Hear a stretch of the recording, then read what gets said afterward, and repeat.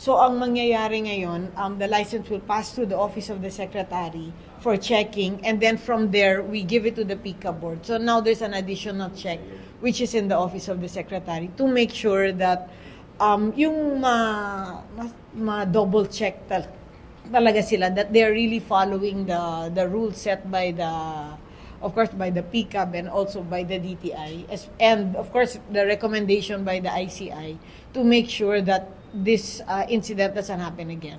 Of course, there's red flags that we need to look at, no? Especially if they have, first, if they are part of this flood control. Definitely, yeah, hindi na sila pwede. And then, we're also thinking that even the relatives cannot anymore be also given the license. But we're also waiting for the recommendation of ICI and also DPWH, kasi we'll all work together para whole government approach ito to make sure that we really strengthen also this part, no.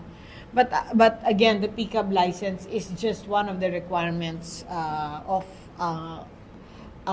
construction project or of these mga projects. Of course, we can't divulge yet the names of the additional contractors or the contractors that have some violations, no, as we are still really investigating with the ICI, since ICI is really the investigating body regarding this issue of the flood control and issue with the contractors. The 15, which was discussed already, and there are other more contractors also that that we need to investigate further. 50 plus how many?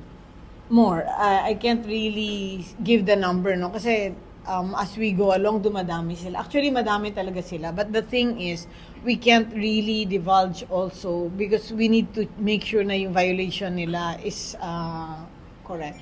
If not, most of them are part of the flood control. So we need to really know what the violations are para we can also recommend for, or we can also revoke the licenses of these contractors.